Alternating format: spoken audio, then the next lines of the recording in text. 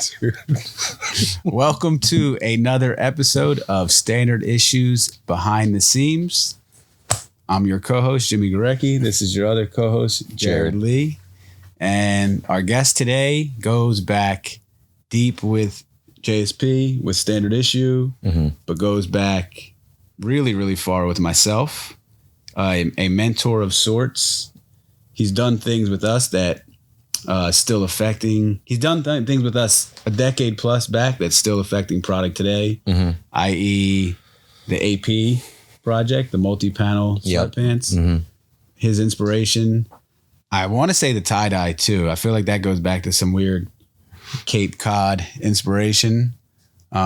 Beach merch. Beach merch, yep. So you heard the voice. You might still see the Newport smoke lingering. There's a cup of coffee from Earth Cafe. So we have none other than my mentor, family, brother, uncle, pops type figure, Mr. Gregory Lucci. Thank you, Jimmy. Nice to be here. It's awesome to have you. I know how rare Welcome. this is. The people are probably like, oh my God, Lucci's first he has an Instagram. Now he's on a podcast. And I'm pretty sure at one point you said to me, I'll never be on a podcast. I did. So that's why I'm here. It's you, Jimmy. This is the one and only podcast you guys will see Greg Lucci on. So I'll try to get as much information out because it'll be gems. So to start, let me tell you a little story. Yep. We're in Boston and Greg goes, I got to take you to get the best chicken nuggets ever. Okay. So we drive. Tenders. Tenders, yeah, not even nuggets. Tenders. So we drive about, I'd say 45 minutes to Manchester. New Hampshire. New Hampshire. And it's a huge Greek restaurant. And then they bring you this massive plate of soft batter tenders. And there was a purple milkshake too. Oh yeah, it's a blackberry frap. It's huge. So I'm like, damn, we just drove an hour for some tenders, but they were fire. And that's the home of Greg. And also, You know they invented the chicken tender, right? see, Okay. So that's how it's supposed to be done. Yes. That is the place that invented the actual chicken tender. I'm talking a plate this big and it's stacked. The fucking tenders. Best. I miss it so much. Other than yourself, who else is from Manchester? Adam Sandler. Adam Sandler. I don't know if you remember an obscure punk band called Gigi Allen. Oh yeah, yeah. You know who Gigi Allen was? He's dead now. Gigi Allen is from Manchester. Let me see. Worst NFL coach ever. Yeah. Chip Kelly. Seth Meyers. Oh, no way. He was like my brother's age though. Like my brother knew him in school. I don't know. This is not from that obscure place. So he takes us there. Yep. And then all of a sudden my accent's like, I sound like I'm from Boston. No, but the tenders were great. But it was awesome to. I forgot that we drove up. We drove up there. Yeah. Like 40 minutes from Boston. Dan McCarthy. Yeah. Yeah. McCarthy was from there. Yeah. Yeah. One of the original Nike factories was there too. There's a ton of shoes. In Raymond, New Hampshire. Really? Yeah. Right down the street from where Carlton Fisk used to live. Old catcher for the Red Sox. The majority of all footwear manufacturing I learned over the years, I had no idea, came from up that way. New England, yeah. As a kid, is that what piqued your interest in manufacturing, or did it have a lot to do with? A little bit. I remember in the winters, like in the fall for back to school, my parents, we would go up to the original Timberland factory up in New Hampshire. And they made like 2 shoes back then, man. Like, you know, Your work boot. The 6-inch, the original 6-inch, and it came in a couple different heights, and then and the shoe, it was the 5150, Like the church shoe? The 3-eye shoe, the 5150 with the same bottom. That's my favorite. Yeah, that's my favorite too. And so, you know, growing up out there, like part of our protocol was like it was that boot and it was that shoe for the rest of the season, spring, summer. Parents used to drive us up to the factory, and what they would do when you went to the factory was you could get 2 pairs of boots for $30. Oh. And then they Scotch guarded one for you, you know, to be extra waterproof, and the other one we used to leave like untouched. Yeah. And used to get 2 for $30. 2 for $30, man. Yeah. And that was the only shoe you wore all year, I bet. Yeah, it was the best shoe to like bumper ride in. Yeah. Gym class. Yeah, all of it. Church on Sunday. Nah, we had sneakers, you know, but you know, it was like when you're a kid, like, I mean, I remember, you know, it wasn't Nike because Nike just started, and it was really like Adidas. It was other shoes, you know, Yeah. it was other stuff. But we didn't get a lot of that, you know, we didn't grow up with money, so it was kind of like you had to make shit last, you know, Yeah. so Like most of us. like most of us, yeah. So I know your back, you know, obviously the years that we've known one another, I've known your background, your upbringing. You know, you've obviously explained a lot to me and how you got to California. We'll leave the boot factory, the portion of growing up in the Northeast and your doings We'll back leave the there. rough stuff alone. We'll for a leave that second. alone. But Yeah. so fast forward all these years later, Yeah. somehow this kid from Manchester, New Hampshire ends up in Venice Beach, California, and has a what? How's it? What do you mean? How's it? What? Oh, what? And opens a small business out there. Opened a small business. Yeah, drove out with a friend of mine. You know, When was this? New England. It was like '92. Okay. So, yeah, New England's a very small place. I imagine like anyone growing up, you know, you get to a point where you're like, if you know, I mean, especially New England, it's generation and generation and generation of people that never leave, right? So it's, you know, it's one of the first places settled in the United States. It's literally like people never leave there, Yeah. generation after generation. It was, you know, it was settled, segregated. I mean, obviously things have changed a lot. It's obviously a lot less that, but that kind of change comes really slow to Boston. Yeah. I guess long story short is, you know, through all the shit, it was more like the world's got to be a bigger place. Yeah. Like, I got to get out of here, right? And back then, before cell phones and all this, you know, me and my buddy, we opened the map. He had a couple opportunities out here, and we just looked at the furthest place, like on a map with a marker. Yeah. And it was like, oh yeah, Southern California is pretty much the furthest place we Yeah. can drive away from here.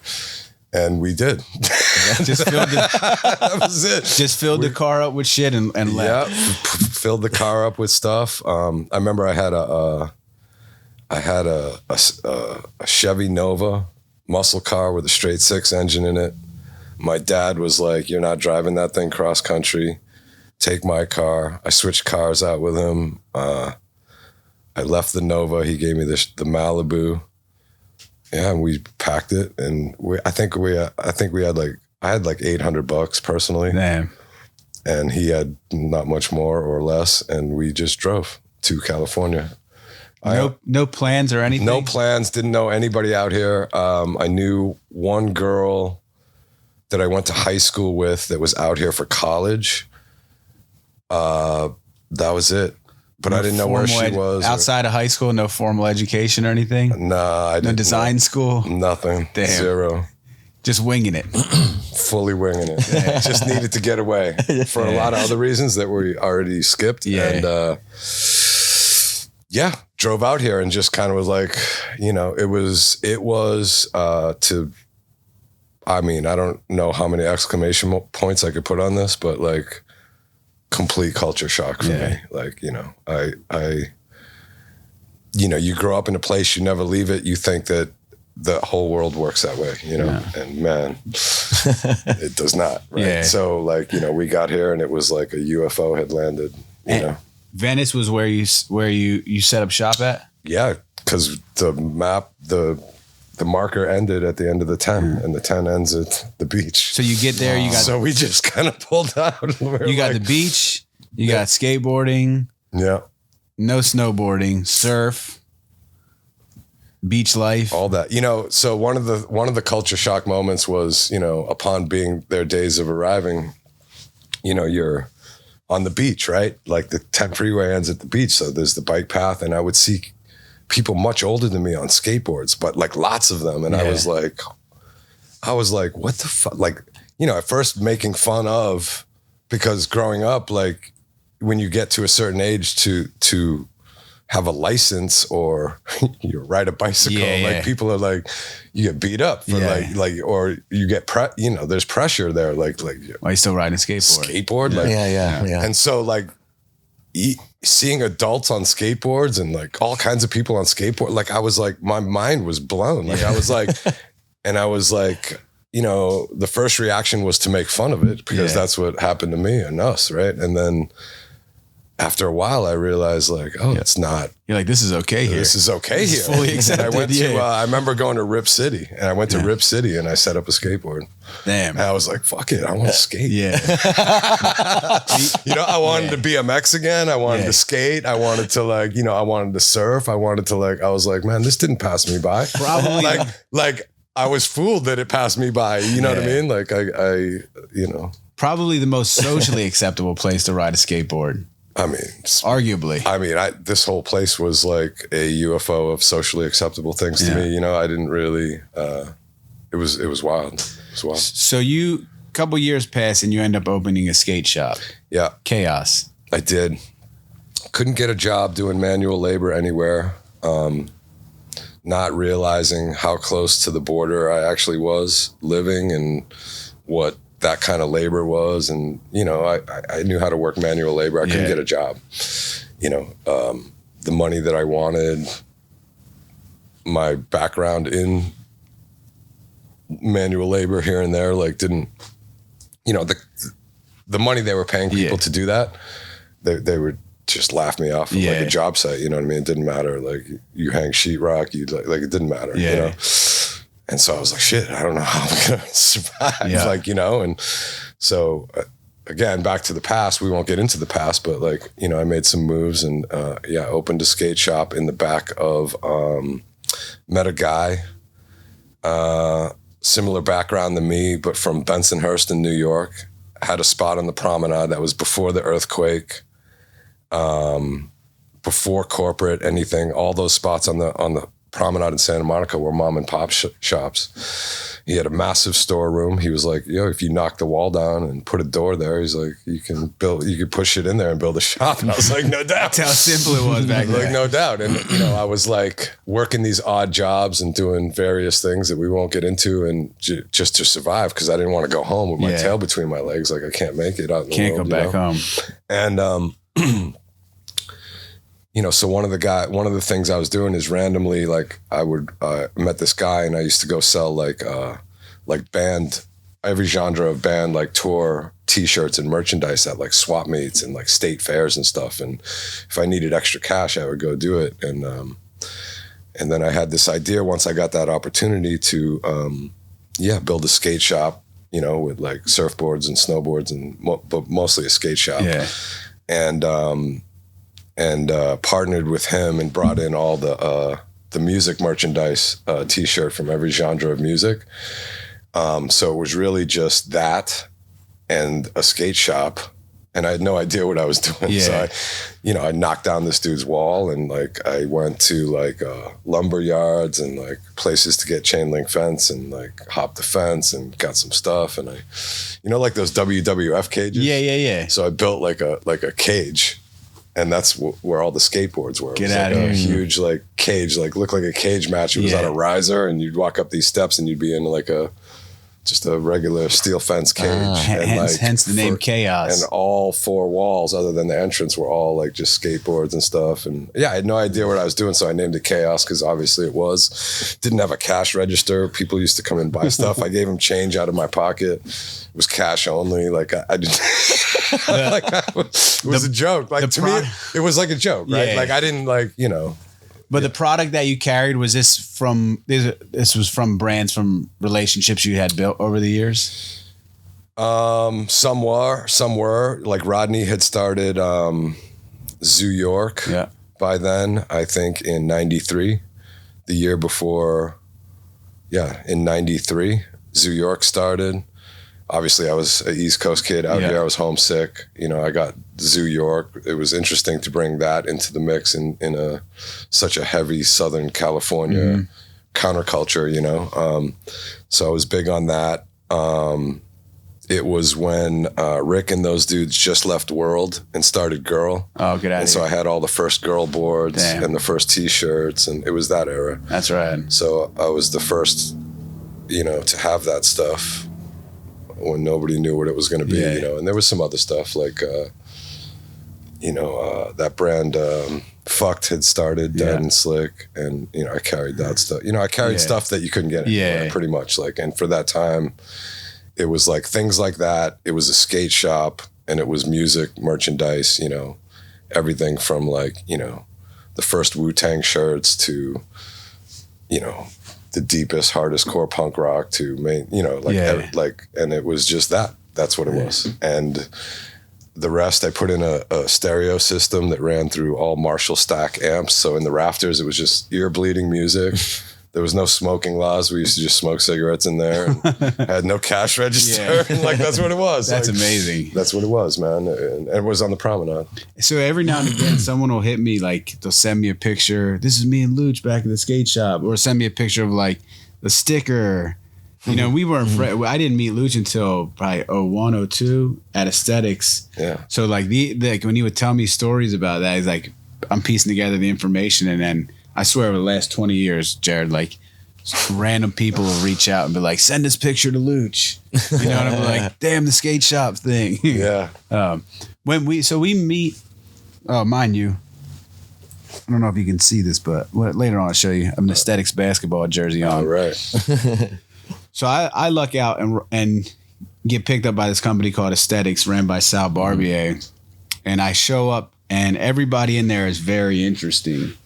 Actually, none of them actually look like prototypical skateboarders. Yeah. They're all into weird, different type of shit. Not weird shit, but they're all into different shit, different styles and fashions, and which makes total sense and why the branding and the graphics for the company were so good. But Luch was the gentleman sitting front and center with Sal every day. So that's where we had met and really built a relationship at. I remember watching your Sponsor Me tape with Sal.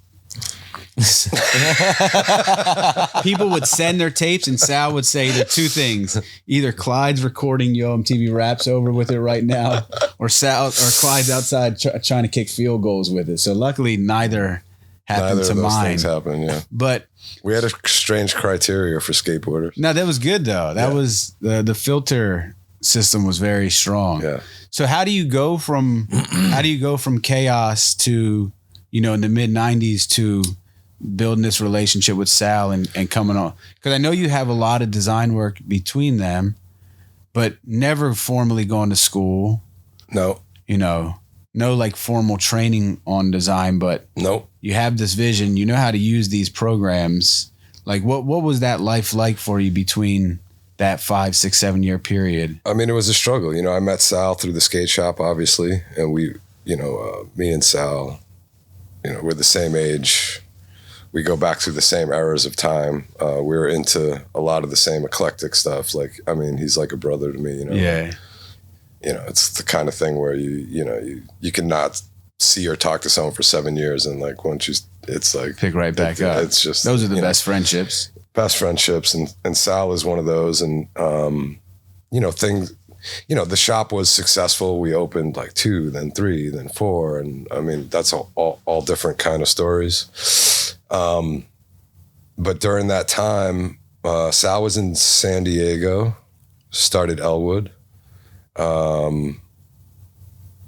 And was wanted to be nearer to LA, moved up to Long Beach actually, and then started 23 skateboards. And so back during that, I got involved and a little bit interested, and would go down to Long Beach with 23 skateboards and Elwood, and then after a short time that moved to LA. And transitioned from his old partner at 23 and started a new thing called Aesthetics, yeah. Do you remember how you guys met each other? God, I really don't, to be honest. It was through the shop, though. Yeah. It was definitely through the shop. Because back then it was like ASR was a big deal. Yeah.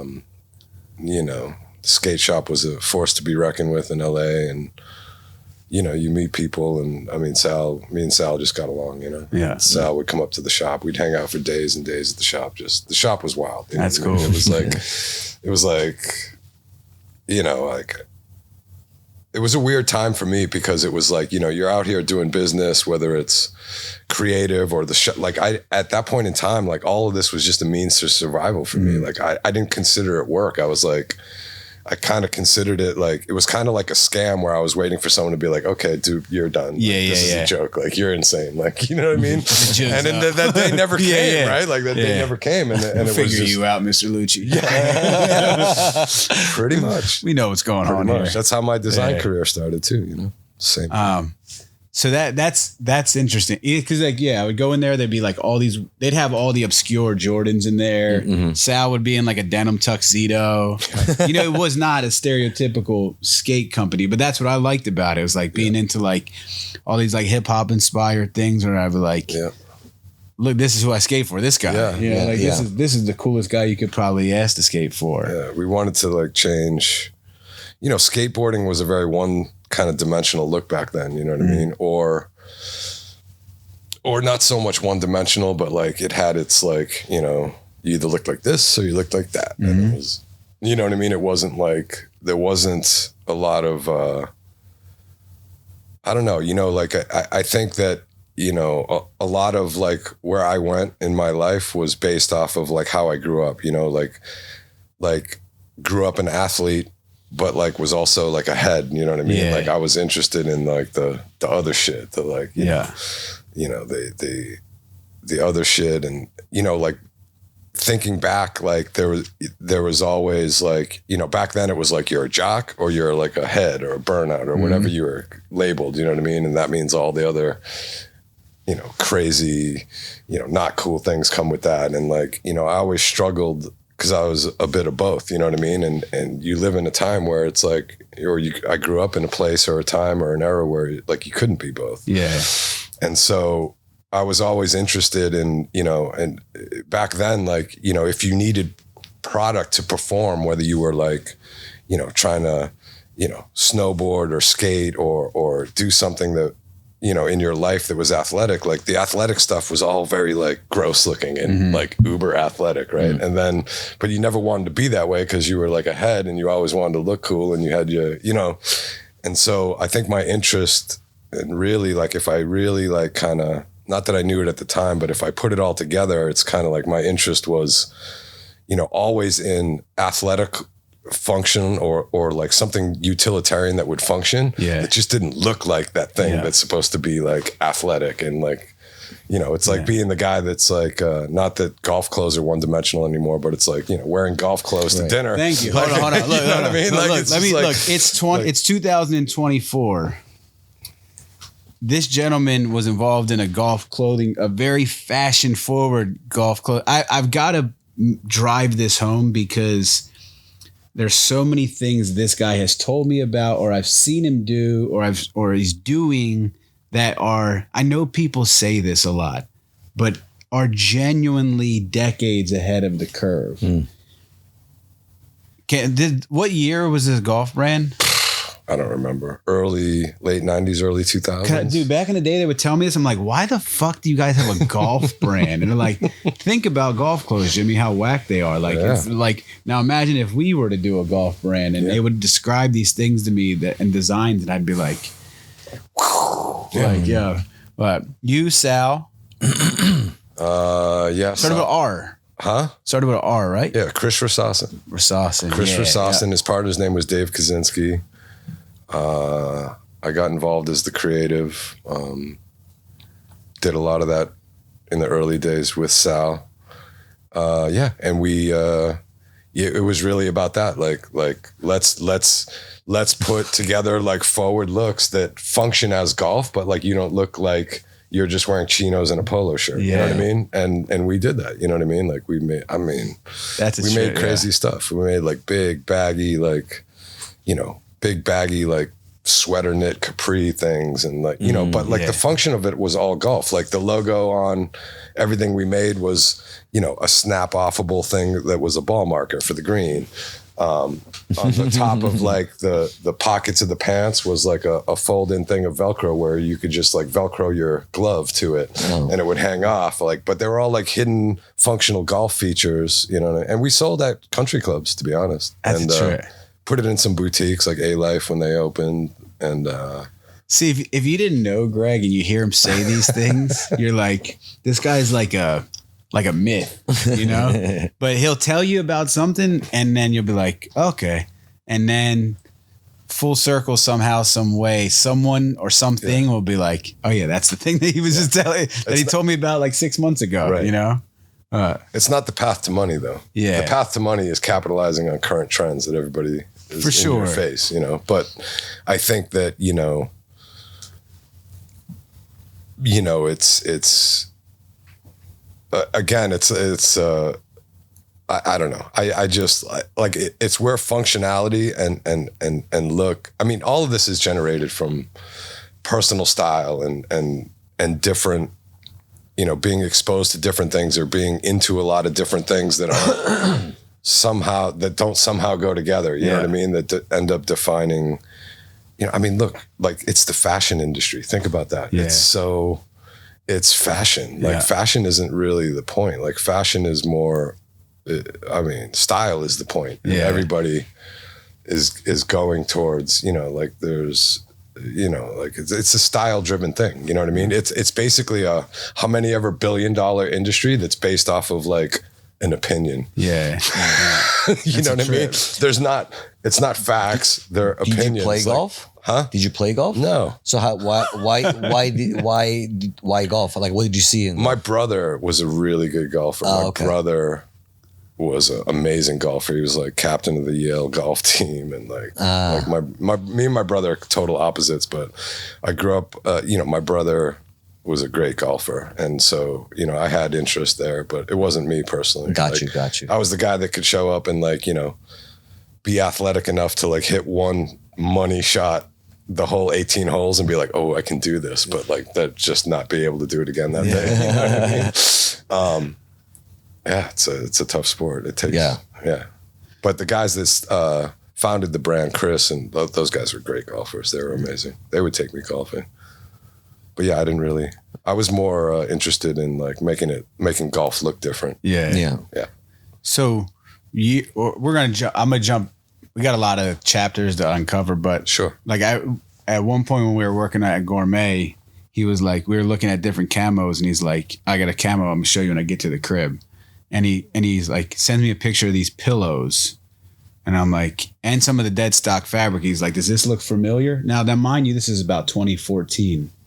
And I'm like, is that the camo from the woodland camo from the Aesthetics all over print t-shirt and boards? And he's like, yes. This was the reference that I brought where it came from, for this. And the pillows were still mint and the fabric was still mint. But I'm like, here we are working on some shoes 10 plus years later with the fabric that's applicable for at that time period that he was referencing from something he did 10 years prior to. So I collected all that fabric. I'm a big, obviously, disruptive pattern camo fan.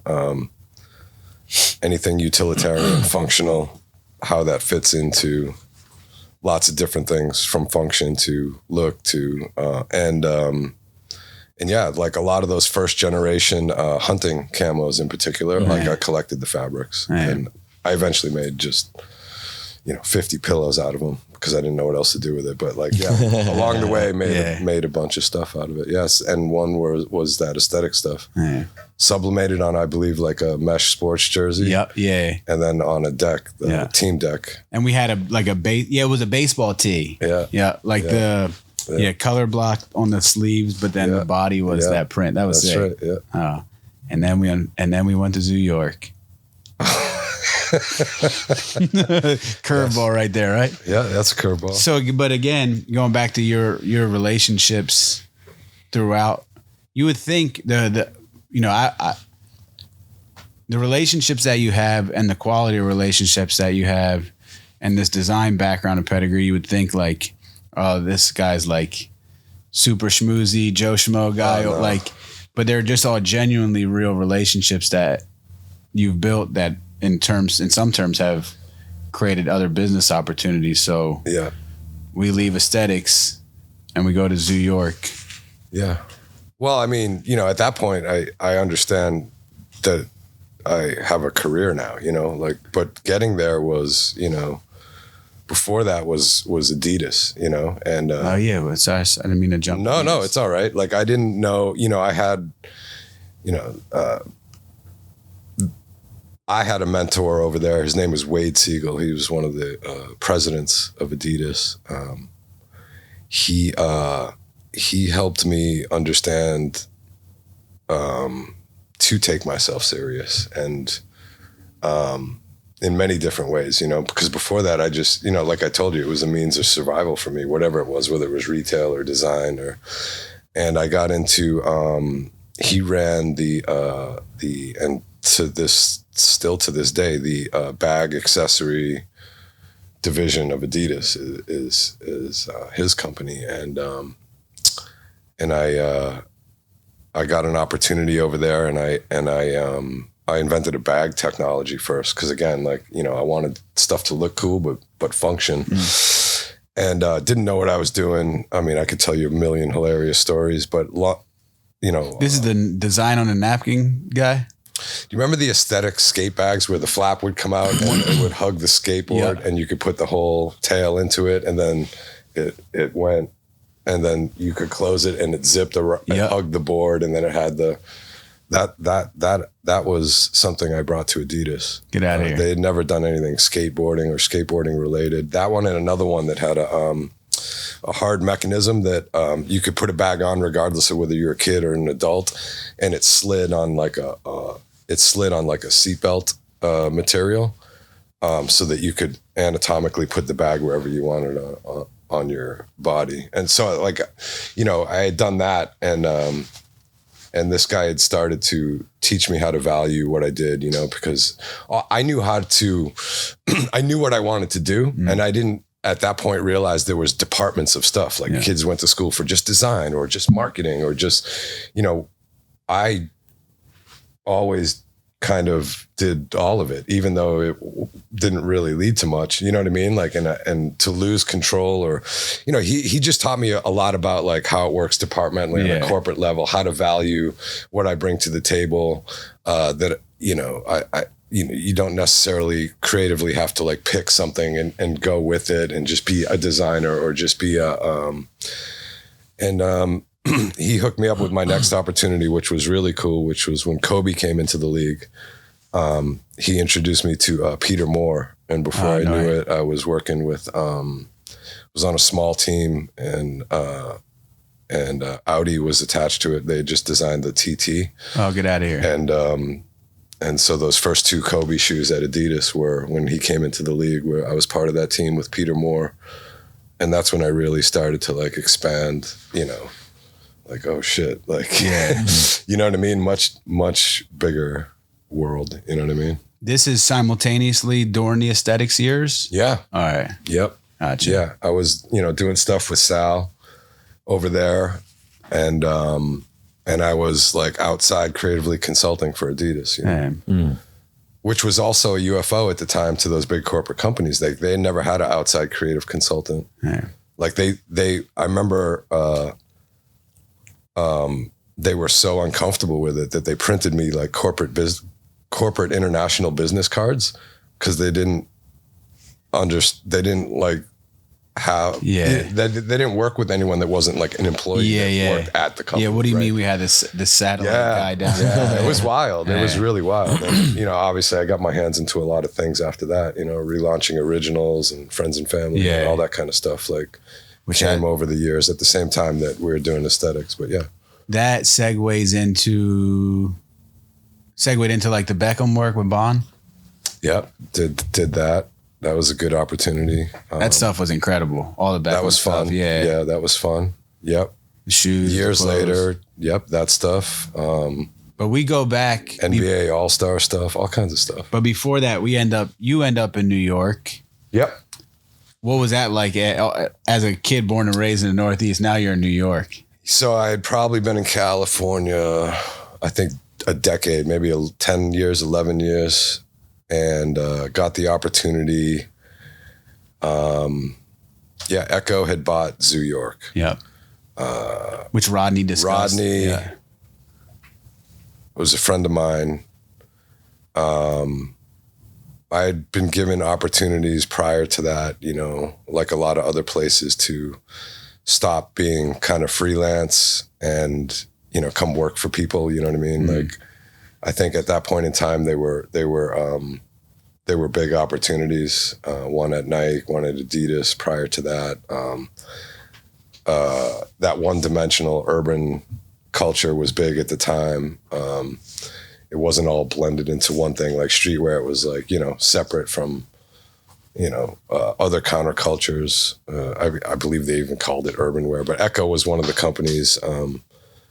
When Mark started Echo, I had met them because when they first started as a company, they would just make, Mark would just do his art on T-shirts, and they would be bagged up with a street mixtape. And it was just T-shirts that came with mixtapes, hip hop mixtapes. And I used to sell it at Chaos. And so I knew them. And over the years, as my career evolved, and they got, you know, huge, and, you know, I had some opportunities to go work over there. I never did it. I always kind of stayed independent. And then when they bought Zoo, long story short, Rodney was a friend of mine. And I went over there and took the job to help, you know, because, you know, like, you brought the opportunity to Sal, or you guys did it simultaneously? Yeah, I brought Sal. All right. Yeah. And a lot of the aesthetics guys, actually. Yeah. Which that was very disruptive at that time. Very disruptive. I mean, for some reason, I enjoy disruptiveness. But really, the intent there was like, you know, Zoo York had come out. Zoo York was amazing as an East Coast kid in skateboarding. And then the journey of like how great that brand was. And then, you know, up until when they sold, it was kind of like, you know, I think Rodney, you know, viewed it. It was like I think everybody viewed it as an opportunity to get it back on the tracks and be what it is, you know what I mean? And be funded the right way. And I went along to help that journey. Yeah. Difficult journey and stuff. Difficult journey, but fun. Yeah. I mean, you know, there was one time it's fun until it wasn't, right? Yeah. And then, but a lot of things came from that, you know, like Complex Magazine. I was involved in that. Yeah. There was a lot of other little opportunities over there, you know. When I remember one day you go, here, Jimmy, take these. I was at the office at 23rd Street one, the little bank vault one, and I opened a box, and it's a whole stack of what, I don't know, 10 boards or a dozen come in there, and it's all the Supreme boards. Oh. And it was a very at the time, the Zoo and Supreme relationship was kind of delicate, mainly because of like a lot of the guys that worked at Zoo or Supreme rode for Zoo, maybe had like gotten let go. But I remember going into Supreme with the box of boards, and I had shed the box, and the pro who shall remain nameless at the time that was working the thing was just looking at me like, you little fucking asshole. There was a lot of rebellious stuff, you know, but I mean, but they're all my favorite pros too. I mean, all family, all friends, like there were, you know, no, that was all just, you know, that was like, not for sale. Yeah. You know what I mean? Like there was no, I heard a story that the day that the Red Sox came back from down 3-0 in the World Series, that first time you put on a full Red Sox outfit and just rode the train. Yeah, in the Bronx. Just up and down. Didn't care, man. You want to beat me up? Come, let's go. Like that is so funny, yeah. I mean, to watch, no team in any professional sport at that time had ever come back in the playoffs or in any series down 0-3 to come back and win 4 in a row. It had never been done in professional sports until that series against the Yankees. And then we went on to the World Series after that and played the Cardinals and swept them. Crushed them, yeah. 4-0. And that broke the curse of the Bambino, 86 years. Right. My dog's name at the time, living in New York, was Fenway. And These Boston guys. Flew an artist out from California to paint my dog. Like that was an incredible time. And yes, I did put on everything I could find Red Sox, and I rode the train all night, man. I was begging for it. That is so funny, yeah. I would never do that again, obviously, but yeah. So fast forward, we do the zoo thing. That's what I went and did the ice cream thing. And then about 3 or 4 years, no, they 2 or 3 years later, I maybe it was Nino was like, oh, you want to go check out Lucci's office up at Sunset Plaza? He's got the shoe thing he's working on. And, he was like, said some of your partners. I'm like, oh yeah, I'm familiar with them. And obviously it's Luch, so let's go. I want to go see him. So I go, and it's like the Cup Sole remade Jordans. Yeah. But like what's life look like for Luch between New York and then coming back to LA to launch Gourmet?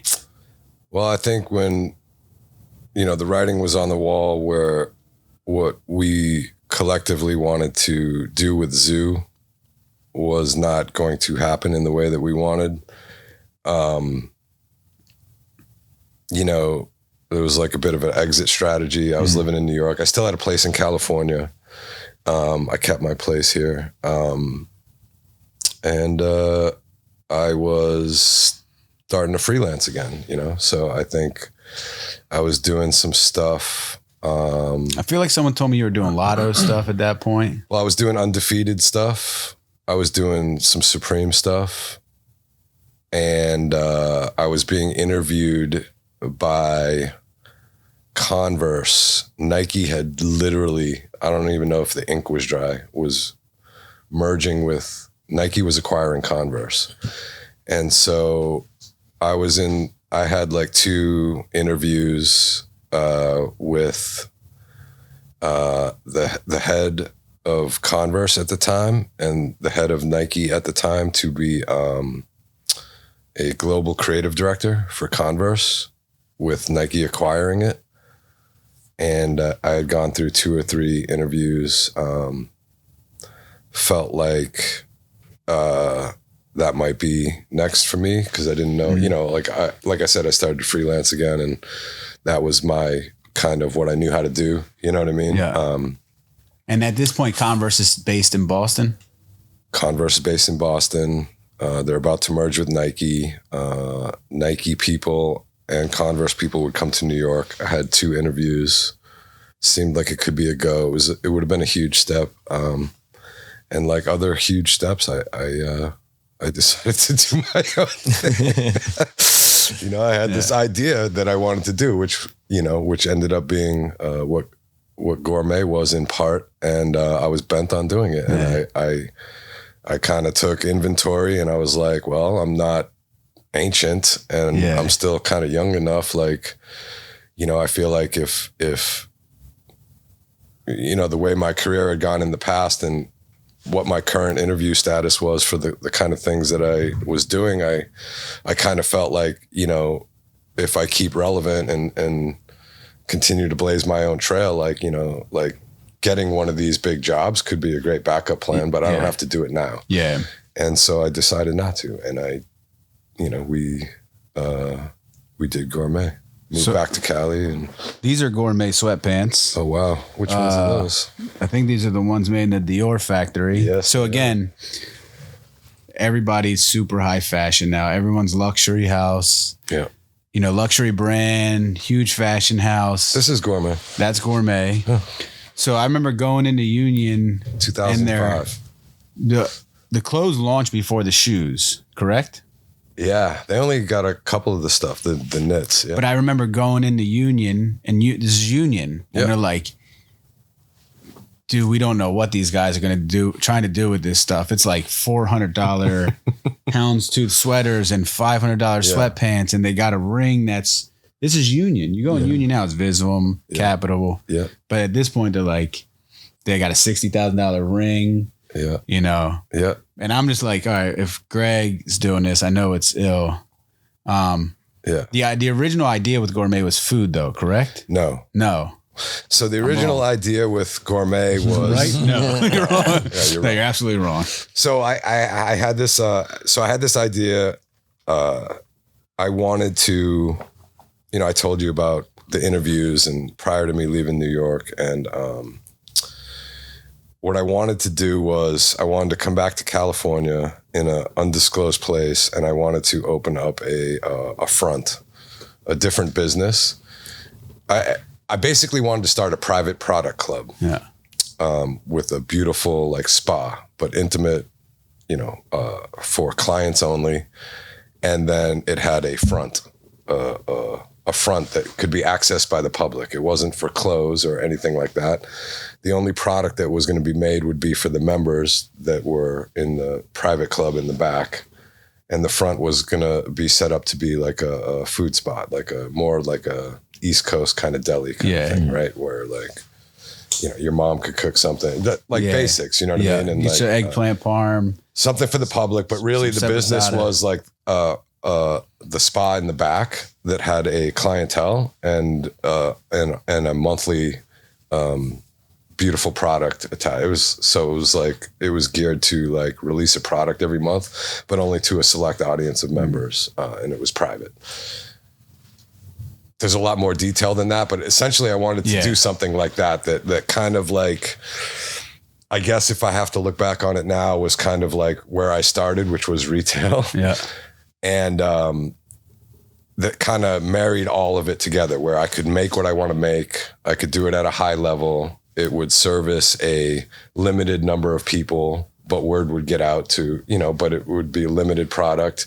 And there could also be something for the public, kind of like a store, but not like a shop like that sold clothes, you know what I mean?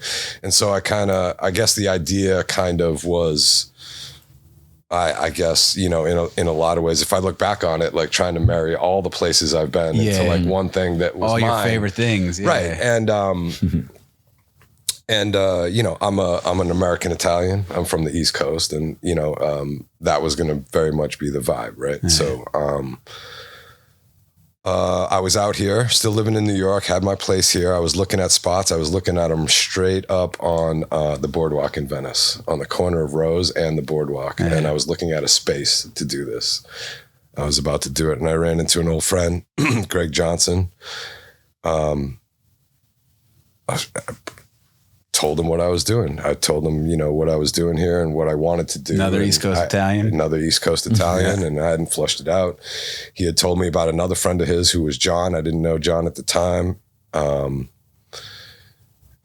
story short, he was, like we decided to do something along those lines together. It made sense. He's an American Italian. John, who I met, was also an American Italian. He was working at DC Footwear, I believe, at the time in San Diego. And I was like, man, like, you know what I mean? Yeah. Like, this is a way to get it done, It's a good team to build this. It's a way to get it done.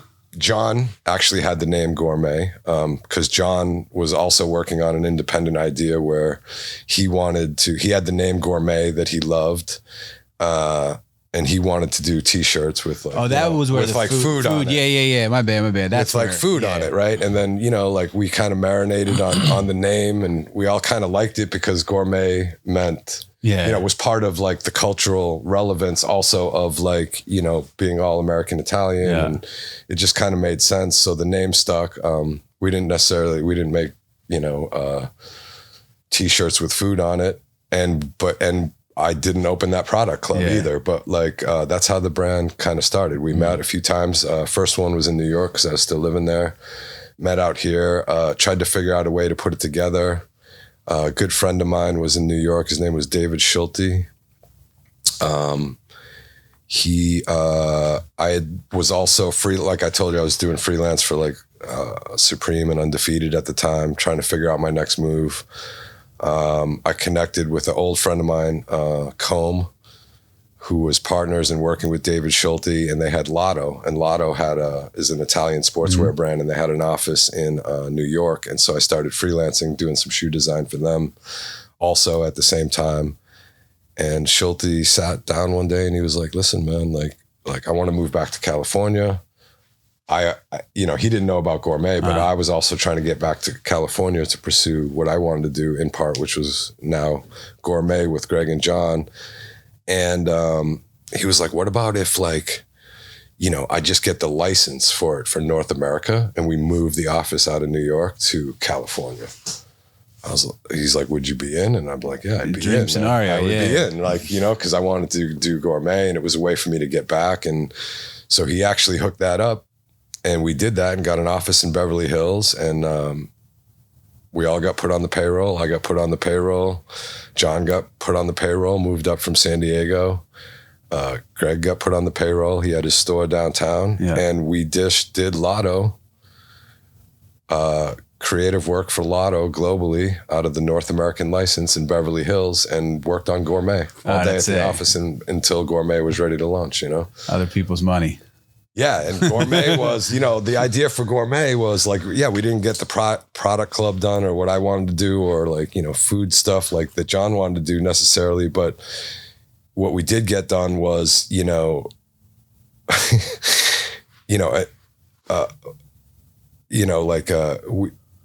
it turned into the bigger vision of like American Italian culture and like youth and the eclecticness of all the things that we were into, whether it's, skating or other. And what that boiled down to was entering 3 industries, which was kind of stupid at the time. Clothing, footwear, and jewelry all at the same time. Yeah. And the idea was to merge the high and the lows in life, right? Like there are beautiful high-end things, and from a style perspective, like some of the dumbest, cheapest stuff on earth was also stuff that we would wear because it's awesome. Like, we used to go get, 3 packs of like nylon sweatpants that were just perfect. Like they cost like $11 on Los Angeles Street downtown. You know what I mean? You wear those out with like a banging shirt, a $60,000 ring, some shoes nobody ever seen before. And everybody, you know what they want to know? Where'd you get the 6 sweatpants? Right? So that's what Gourmet was, right? So Gourmet was like, let's build dumb, athletic, American sportswear stuff, but in the finest fashion houses and facilities in Italy, right? The shoe thing started as, what we aimed to do, those one color canvas, like obscure Jordan rips, those were meant to be like house shoes. They weren't meant to be real sneakers. But when we got the sample back, they had a cup sole on it. And we were like, ooh. So you had, there were going to be slippers. You had all these takedowns of various Jordan models that were in these like tonal colors with the cup sole. All tonal, And you had this factory, which I still have the assets of like these beautiful lookbooks being shot in Italy. Like ill graphics, and then you had the jewelry, the watches, the octopus ring, the NFN, the octopus medallion. Honestly, I don't think we'll ever, especially with how hard footwear is and big footwear is, I don't think we'll ever see anything again like Gourmet. Yeah. And we hadn't seen anything prior to like that, and it's like you used 3 fucking hard-headed Italians in Sunset Plaza all working together on this thing. Yeah. And then, to me, arguably like one of the most impactful shoes in footwear history is this. Yeah. Hold this for me for a second. Sure. And then you have obviously the takedown, the Quadici. It's like,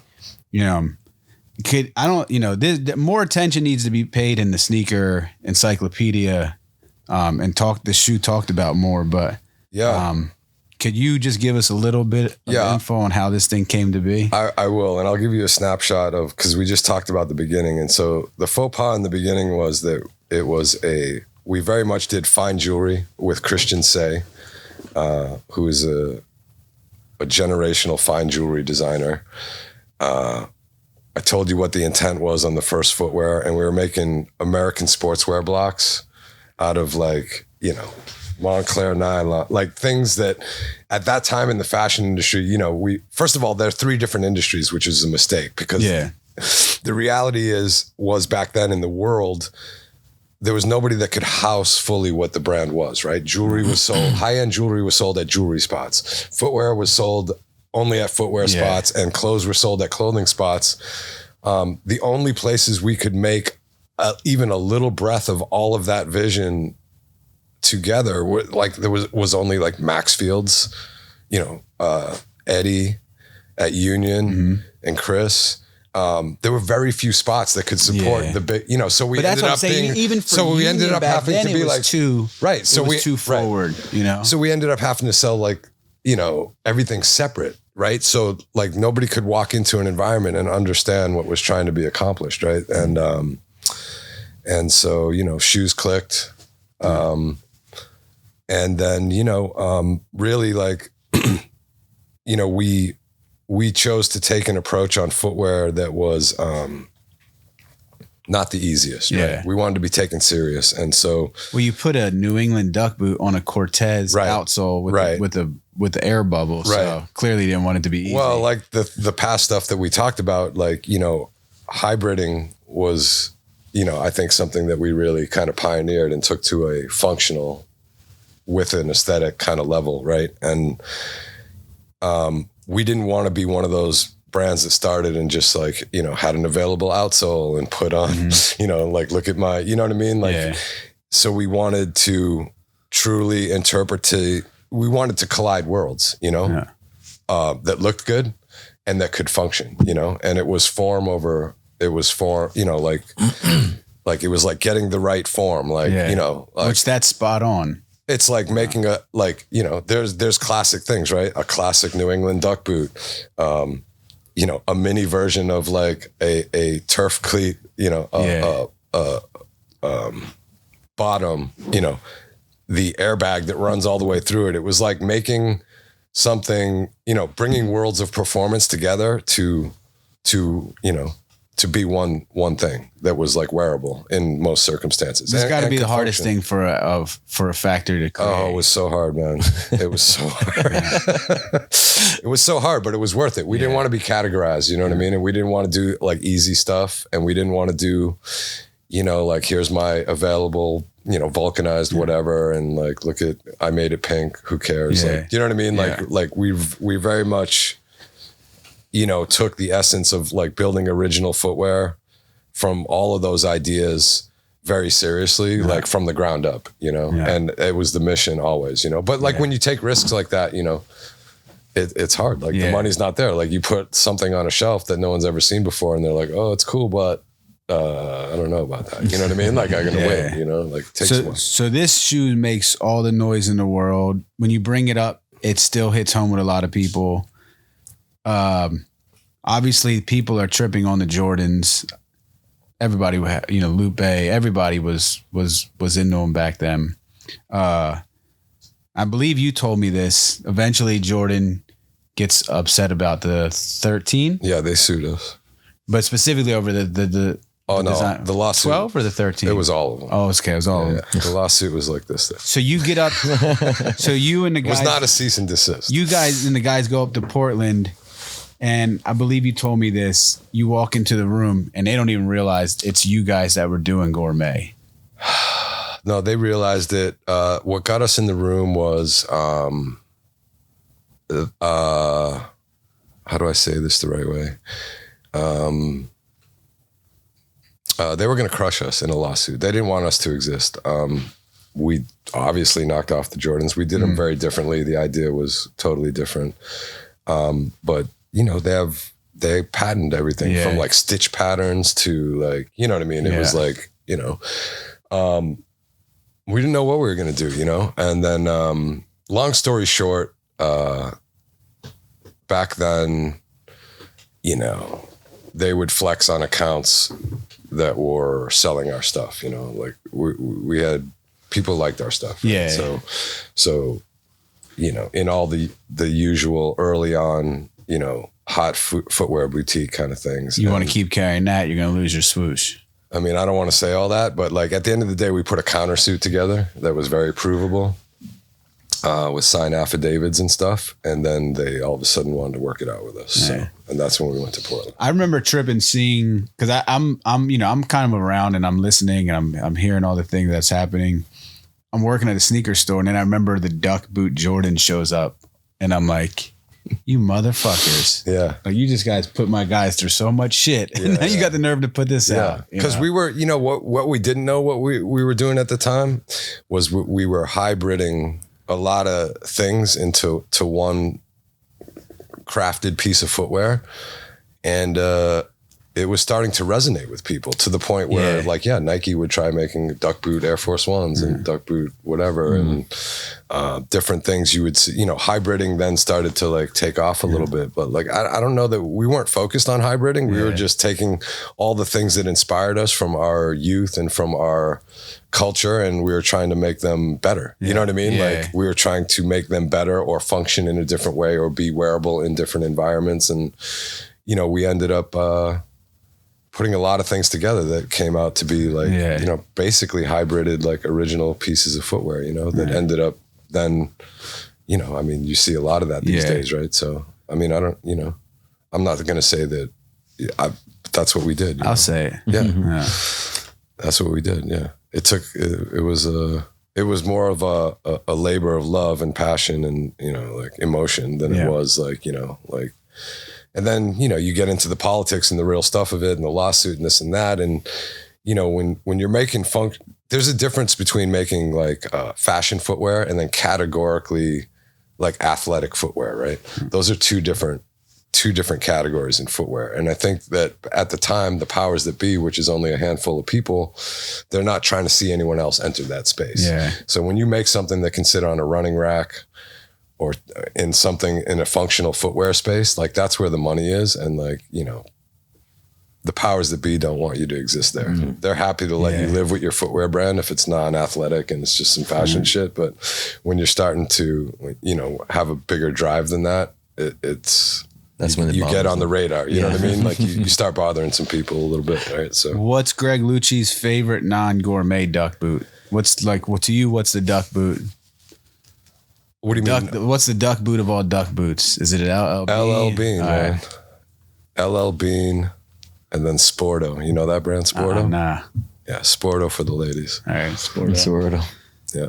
I like the little. I might be wrong. The low top duck boot that LL Bean does. Yeah. That was good. They do some good ones. But, like those things have their own issues, And so to take the spirit of that and to build it into something modern and more functional and, fitting better and lasted better and, with more of like a functional, like an airbag and a turf cleat bottom. That's, it was fun. I was just reminded this jacket is a one-of-one gourmet Michelin Ness. Yeah, we made that for you, actually. Yeah, that's it. Yeah. Because that project was meant to be New York, Boston rivalry stuff. Yeah.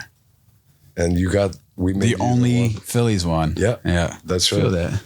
Yeah. We made those with Michelin Ness back in the day. And I remember we shot the lookbook video. Us all playing wiffle ball. Yeah, that's right. Yeah, on 3rd Street. That was like a office favorite pastime. That's so what funny, we would do. yeah. Like when we had enough sitting in the office on the computers, we'd just go outside and play wiffle ball. So that's the Sunset Plaza. When you go to Sunset Plaza, you'll see H. Lorenzo, you'll see the sushi spot, you'll see Mr. Chow's or no, Chin Chin's. What's there anymore? Was it Chin Chin's? Chin Chin's there, yeah. So you go behind, and then there's this little beautiful office space in the, I'd say the backside of Oliver Peoples. Still got it, kept it, have it. So eventually I started working with you there. Devin's recording next door and for months at a time. And I'm just like, all right, you go to the studio, I'll go kick it with Luch.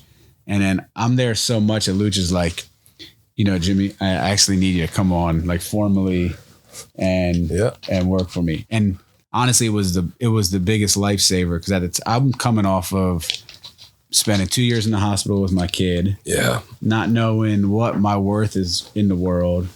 I'm trying to support my lady whose career is doing amazing things, but I don't know what is going on in my life other than making sure my daughter's healthy.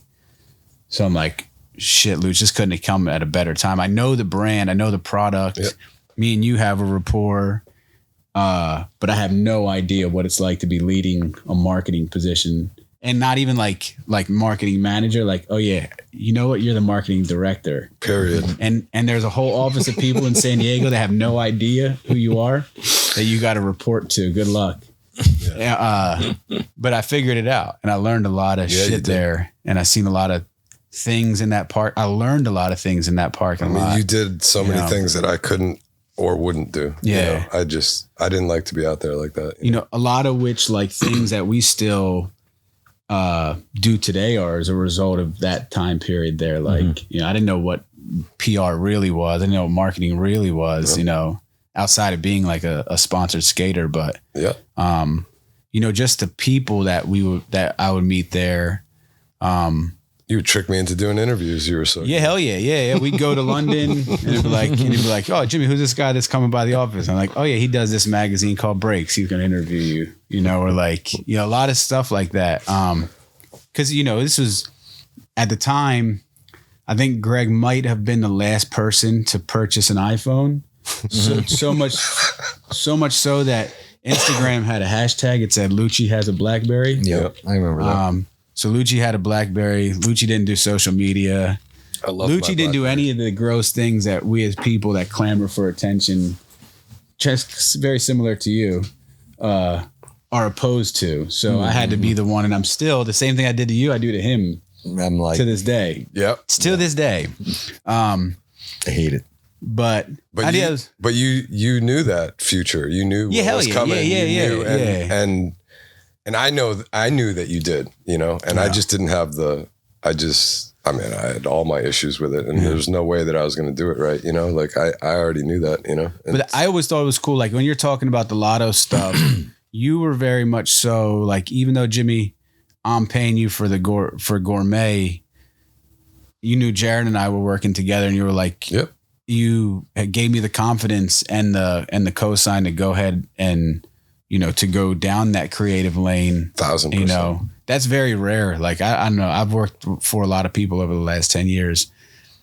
Maybe one would be like, oh yeah, go do this other thing while I'm paying you too, you know? I always did that. Especially for you. I mean, that's how you learn, and that's how you grow. We're in an industry where there's so many egos, there's so many departments, there's so many, and everyone thinks they're the man, right? And the truth is, like, without each other, like you could have the greatest idea in the world, man. You could have the greatest idea in the world, and once you turn that over to somebody to make it for you, it loses a little something. Once you then get that back, it's not 100% how you saw it. Let's say it's close enough, right? Like then, somebody else gets to market it for you, and that's not the way that you know what I mean. It's like without each other, man. Like you have to be able to do,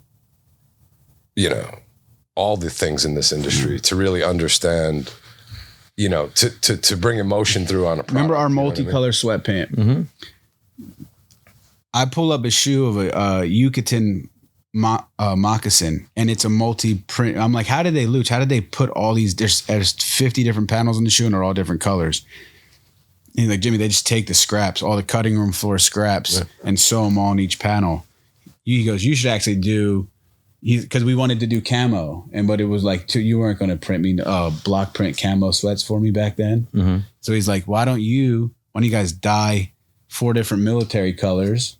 And that could be your cutting room floor sweatpant. You could do a black, tan, olive, and multi, and and a brown. Yeah, but that's where that came from. In that office. So and visually from a distance, it registers as camo. And we crushed it back big body then. camo. So much so that RV wanted to pay it forward on the Albino Preto collection. I still have that original sweatpant. I still have it. I have pictures of it. I'm gonna give to Tyler. I still have it. As soon as we talk about it, it's gonna pop up. That was a great pant. But we meet, so that parking lot, that space was special. It was like, the amount of people I met there, like you said, Sky from Epiphany now. I can't pronounce the name of his company. Josh Peskowitz, Dominic, rest in peace. Heavy D. Heavy D, yeah. Who I just read an Alyasha interview, and Alyasha said that Dom was one who connected him to Russell Simmons back in the day to start Fat Farm. Yeah. To me, the most special out of all those people that I met during that time period was Sponto and Two Tone from Born and Raised. Yeah. So when I came on, you guys had just finished the first Born and Raised Duck Boot. Yeah. But I don't think they actually had any product out, and you're like, Jimmy, there's these kids that are really good friends with my guy Murph from Venice. Yep. They're Venice guys and they're starting a brand. Yep. So I feel very, I'm like honored that I got to watch those guys build the brand through the lens of your guys' friendship and relationship, and be around that. So, I mean, it's what it's really all about, and I mean, not just the fashion space, but any space, man. It's, at the end of the day, you can know millions and millions of people, and you have to in this industry or any other. And then there's, a focal point of, like we all know who our family and our close friends are, you know what I mean? Mm-hmm. And like some of those people you meet along the way and become that, some have been there forever, like in that way. But to embrace what's next always is there's only everything right about investing in that, you know what I mean? Yeah. And you don't know how it's all going to work out. Like you didn't know how it's all going to work out. You know what I mean? You still don't, right? But it's like, but if you, those kind of opportunities, like, I would even have like interns, like Nike calls, like they offer me, it's like, you should go there. Yeah. Man. Like you're 22 years old. Like you want to learn some other shit, in this industry, there's not one way to do something. Mm-hmm. There's a lot of ways. And like, unless you're open-minded in every area to embrace everybody's process, like that's how you learn. Yeah. You know what I mean? Like Adidas doesn't make a shoe the same way Nike does. Nike doesn't make the same, you know what I mean? Like everybody has like a little bit different of a thing. Like, if you go into every opportunity with an ego about your way is the right way, like you're not going to learn shit. Yeah. And you're not going to, you know what I mean? Like there's a lot of ways to get stuff done, So I was sending you all those photos I was sending you the last couple of days of 2013, Jared.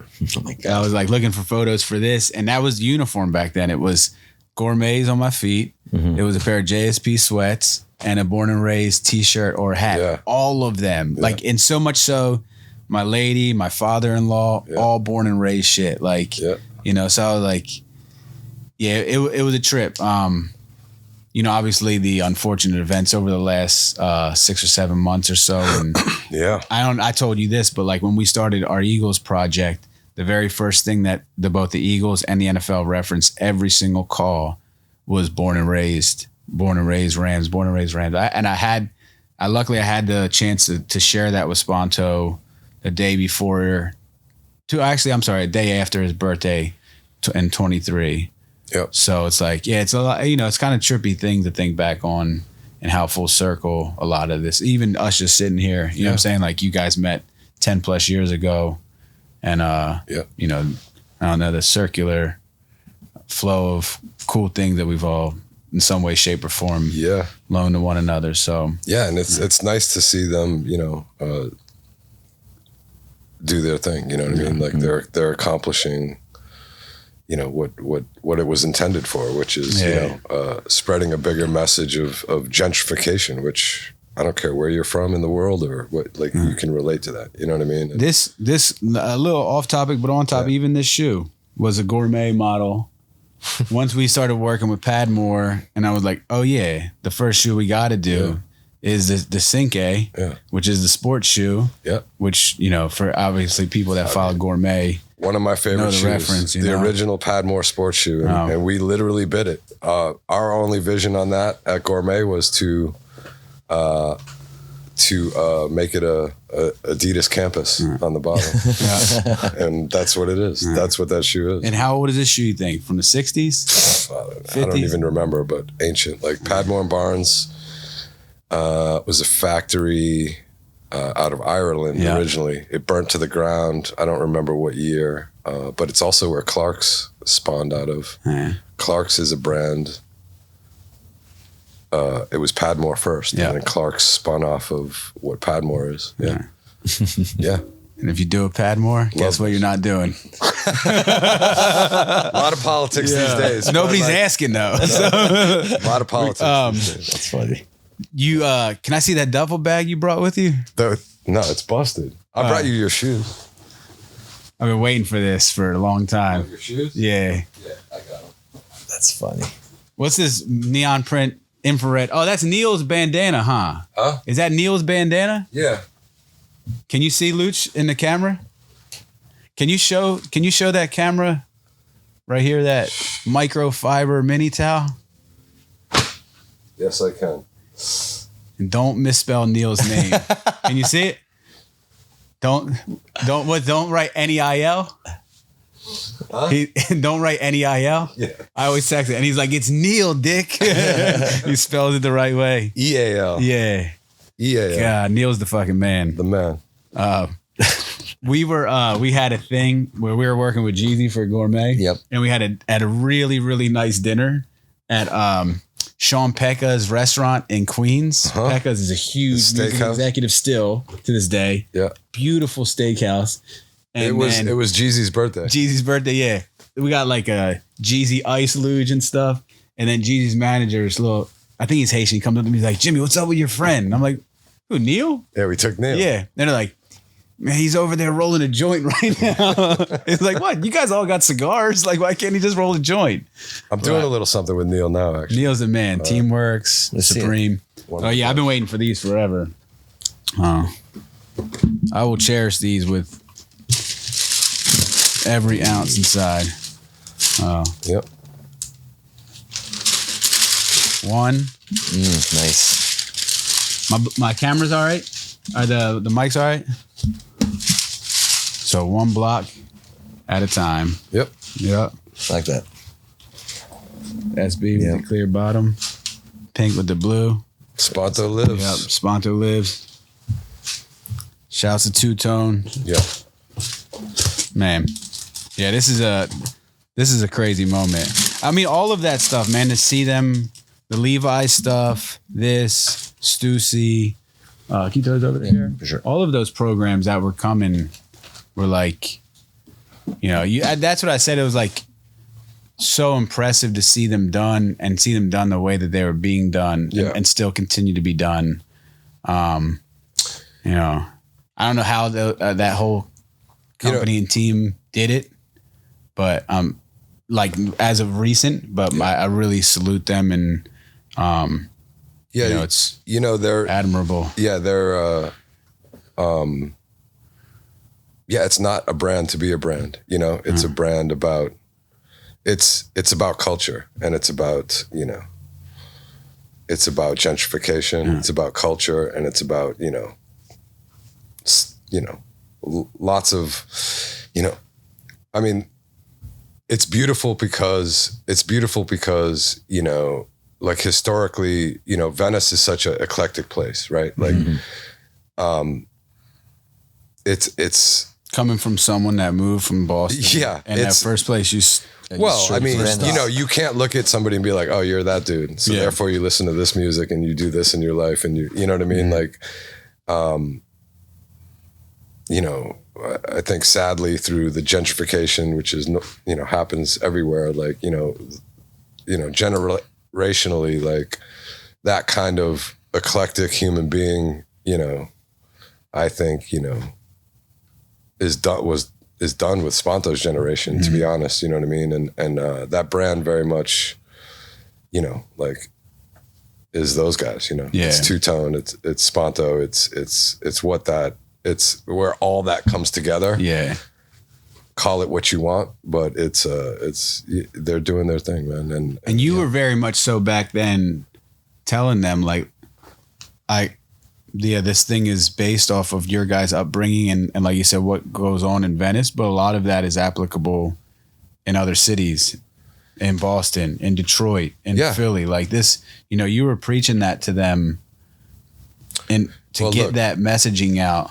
Well, through what's obviously happened in Venice, like all Sponto wanted to do was save his mom's house. He wanted to save his mom's house. He wanted to save his grandparents' house, and he didn't want to, like, you know what I mean? Yeah. Like, he wanted to save his house. Like, everybody was moving out, developers moving in, they're buying everybody out, and it's all he wanted to do, But the nature of how he wanted to do it, the name, born and raised, and how they chose to do it, like, it hit me, obviously, from day one, knowing them for long time, and then understanding the idea, like that's a relatable concept to everyone, anywhere.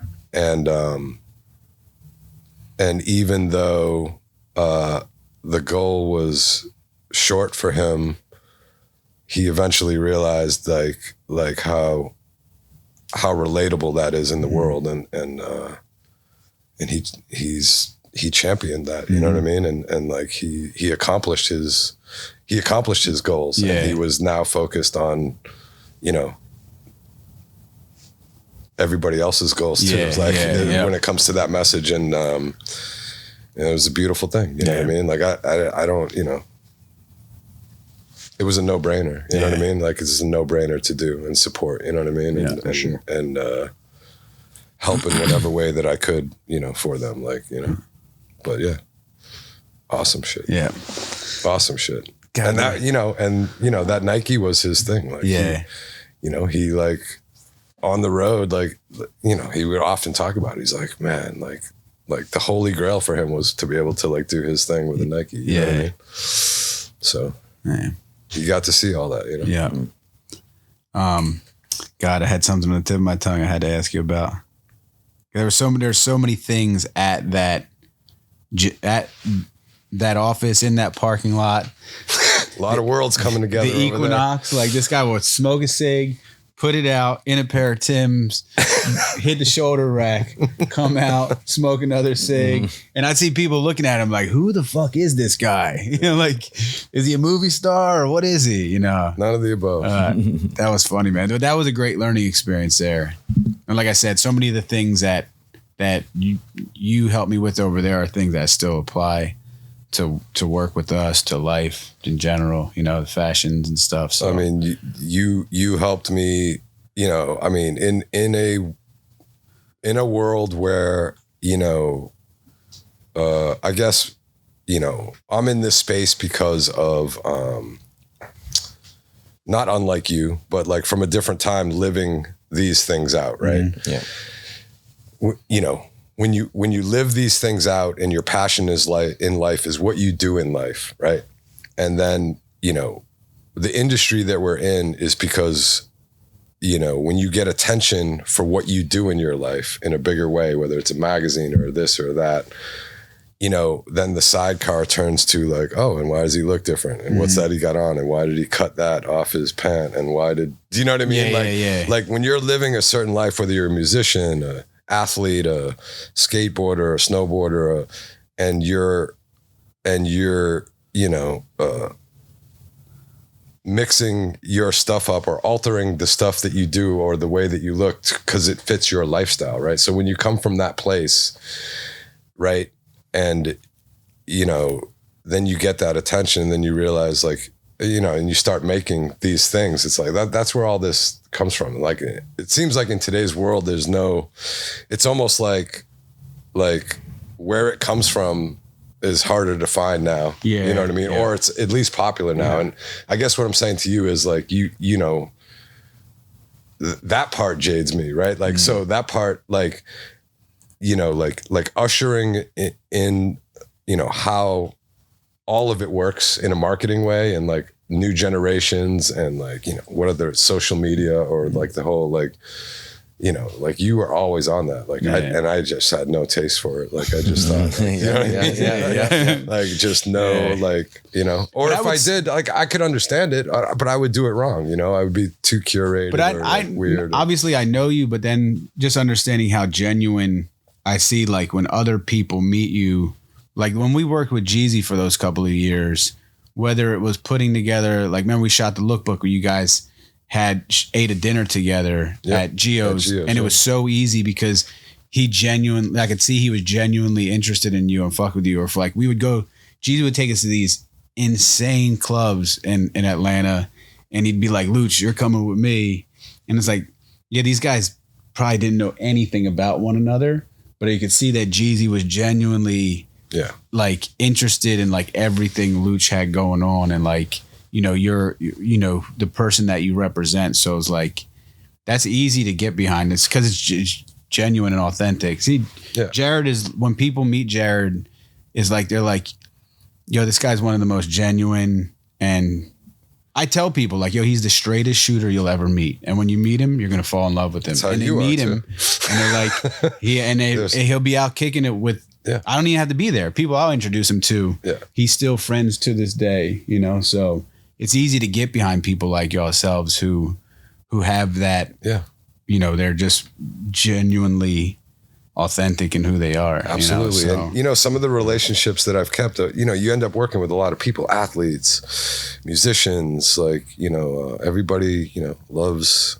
you know, sneakers and style and, you know, but the you know, the people that I either chose to work with or the ones that I'm still friends with today is because you connect as a human being on some other stuff. You know what I mean? Yeah. Like, it's not just all about, oh shit, like you look cool, I look cool, you do this, like let's make something cool. Like, do you know what I mean? Like, that shit never interests me. It doesn't interest me. You know what I mean? Like, you know what I should do to you that I did to him? I once made an Instagram account for him. He was livid. I was livid. It was like a Sunday night I made it. And then the followers are coming in. They're like, oh shit, Luchi has an Instagram finally. This was probably 2014 when people had all the wacky filters and everything. Yeah. This is the beginning of Instagram. And then he was like, take that down. And only once or twice I've seen Luchi get like really mad and like like really stern. And it was like one time, like, dude, you have to take it down because that's how opposed to it he was. But what if you turned over your Instagram to me and I'll just run it for you? Oh, no. Well, it's because, you know why? Because like I knew you were like paving, you know, what we were doing into the future. And I knew that and I was good with that for the brand. But like when you said that, like I had to be a component of that, like I didn't, you know, whatever. Like, but you taught me something by doing that. I mean, the reason I told you to shut it off, well, I mean, there's a lot of reasons, but like, it's because people that really know me that are in my phone, like hit me up all weekend. Like you did it over like on a Friday night, right? And like people would hit me that know me and they're like, dude, somebody started a fake Instagram account. And I'd be like, what? Like, show me how to see that. And like, and I would look at it and be like, damn, you're right. That's some bullshit. Like, I don't know who that would be. And then Monday I walk into the office and Jimmy's like, see how successful it is? And I was like, shit, it was you. And he made me take it down. Yeah, I did. You're right. That's funny. That was awesome. Yeah. But look, you were right. Yeah. I was wrong. Yeah. Right. So I still don't know how to use it. Well, you don't follow either of us. So. I don't follow anyone. I don't know how to use it. I just, dude, it was that was a fun time. I mean, dude, remember Jerry Lorenzo came in with bits and pieces of different shoes to make the first Fear of God shoe there. He's like, can I take a meeting with you guys? And I'm like, well, take a meeting with Luchi. You know, that's nothing I'm going to tell you, you know. But he sat down with Luchi, like, I want to do this. I want to take this shoe, this blazer with this boot. You know, but that's what, you know, like your advice and opinion in that process for even someone like a Jerry was very important. I like Jerry. Know? Jerry really did his thing, man. He's really doing his thing and he continues to do his thing and it's great. You know, it's like, that's what I mean. Like, it's not, you know, like I feel like, look, if creativity and on any level, like if it isn't emotional for you or it doesn't come from a certain place, like just don't. Yeah. Like, there's enough shit, right? Like, just don't, because you can tell when you see a product, right? Yeah, like at the end of the day, like, you know, I guess, you know, going through the whole cycle of stuff in the industry, it always bothered me that, and still makes no sense to me that creativity is on a calendar in the fashion industry. No. 4 times a year. Okay. Spring 2022, motherfucker. Like, it's just like, what? Like, nobody, you get creative and you get a good idea that you're passionate about or have angst about or you're angry about or you're emotional about on some level. Like, when you get it, it doesn't happen on a clock. And like, this industry forces you to be on one, and you can tell. Yeah. And it bothers me that you can tell, like, in like, you know, when you walk into a store, you can tell who's like really like, I'm just doing my shit. And like, you can tell who's doing it because they're on the clock. You know what I mean? And it's just kind of like, you know, that's always bothered me about it. You know? Well, being back on a clock, you're not back on a clock. I know over the last 10 years, obviously you've done, I know what you've been doing and some stuff I'm sure you're not, we don't have the clearance to talk about, but one of which I think is amazing because it still catches you in the fashion space is Gemini. Oh yeah. Well, when I seen a full collection of Lucci clothing, I was like, oh yeah, I need all of that. You know, give me the jacket, give me the tchotchkes, give me the pants. You know. Well, it's not about. Yeah, it wasn't about. It's just. I just like to make stuff that I'm. Again, goes back to what we just talked about, right? Like, there's just some things from time to time when you get an idea that you just really want to make that you're emotional about, right? It's like, I grew up in New England. Everybody's seen that, Oxford shirts from Brooks Brothers and Ralph Lauren, and like, that's I mean, who makes an Oxford hoodie? I wanted to, that's the whole thing. It's like, I got layers on today. Look, it's simple, inspirational things. But look, let's make a hoodie out of like actual, Brooks Brothers Oxford. You know what I mean? Like, when I was putting together the outfit for today, that was all Luchi inspired things. There was actually, I pulled out so much stuff where I'm like, God damn, there's a lot of things in here that aren't even like inspired by. They are his products. I had tracksuits. Yep. Dude, I had BMX jerseys. Yep. Like, I had a lot of options until I landed here, so. Well, I got some one-ofs of like everything from that era that you're welcome to, man. Like, So I still make stuff, but just don't care about the name. Don't care. I call it what out of passion.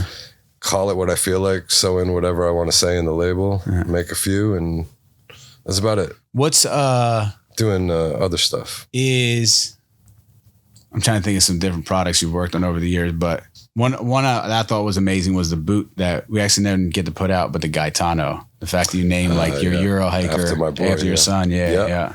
It was actually that was going to be like that was in the running for the second Born and Raised shoe, I think. The one said PCP on the back. Yeah.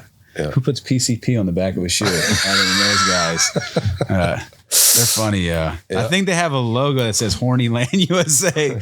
They're crazy. I love it. Yeah, no, that was a boot. Like that was a full blown athletic blown tooling, trail running, molded bottom.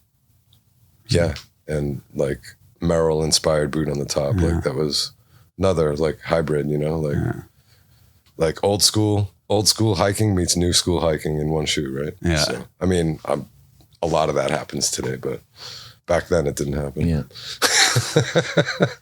my funniest Hollywood story, I go into Beverly Hills Juice Club. It's a little juice bar. It's about the size of this rug. And I'm sitting in there. I never run into celebrities. And then in comes David Beckham. And I'm like, holy shit, David Beckham's in the Juice Club with me.